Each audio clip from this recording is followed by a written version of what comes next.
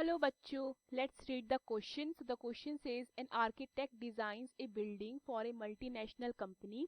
The floor consists of a rectangular region with a semicircular ends having a perimeter of 200 meter as shown below. Based on the above information, answer the following. The maximum value of area A is option A pi upon 3200 meter square, option B 3200 upon pi meter square, option C 5000 upon pi meter square, option D 10,000 upon pi meter square. So the key concept of this question is, देखिए हमारे पास circumference of circle क्या होता है 2 pi r. So semi perimeter perimeter हमारा circumference ही होता है. Semi perimeter of a circle क्या हो जाएगा पाई आर. इतना क्लियर है. एंड एरिया ऑफ सर्कल कितना होता है हमारा पाई आर स्क्वायर. तो एरिया ऑफ सेमी सर्कल कितना हो जाएगा उसका आधा, दैट इज कितना पाई आर स्क्वायर बाय 2. इतना क्लियर है. And also area of rectangle क्या होता है, एरिया ऑफ रेक्टेंगल होता है हमारा लेंथ इनटू ब्रेथ. क्लियर है. सो क्वेश्चन में क्या बोला गया है, क्वेश्चन में बोला गया हमको एक आर्किटेक्ट है वो बिल्डिंग डिजाइन कर रहा है किसी मल्टीनेशनल कंपनी के लिए.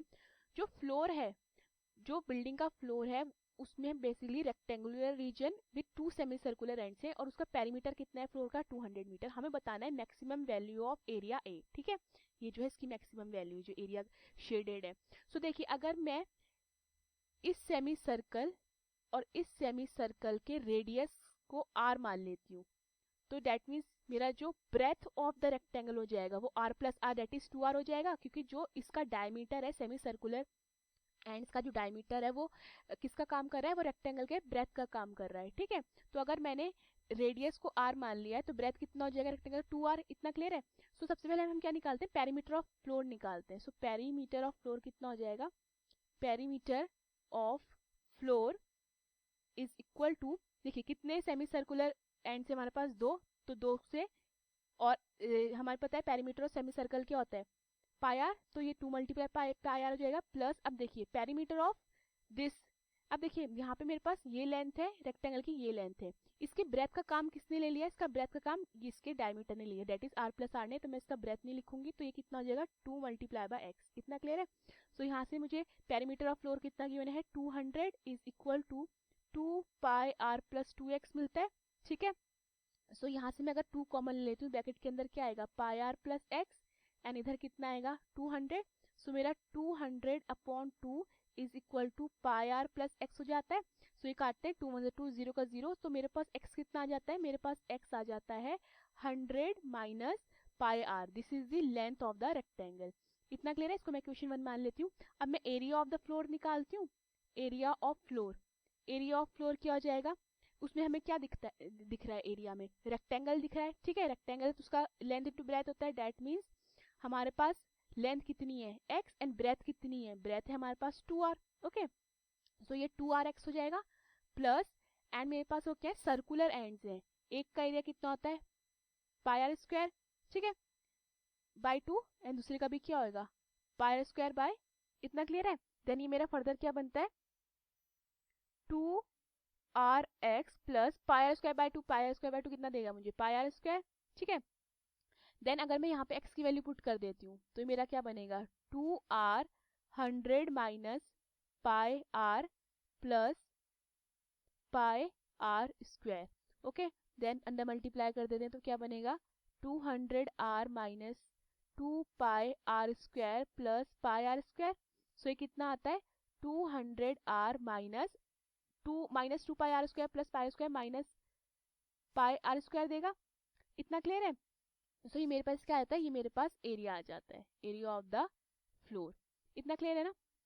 अब देखिए ये एरिया मुझे मैक्सिमम देगा तो उसके लिए मुझे क्या करना पड़ेगा, डिफ्रेंसिएशन करना पड़ेगा. तो मैं क्या करती हूँ इसका डिफ्रेंसिएशन करती हूँ तो क्या मिलेगा D A upon D R. ठीक है, मैंने क्या किया डिफ्रेंसिएशन किया है विद रिस्पेक्ट टू आर. ठीक है, सो ये क्या हो जाएगा D A upon D R is equal to differentiation of 200r कितना हो जाएगा 200r का 1 हो जाएगा and differentiation of minus pi are square कितना हो जाएगा -2 पाई आर।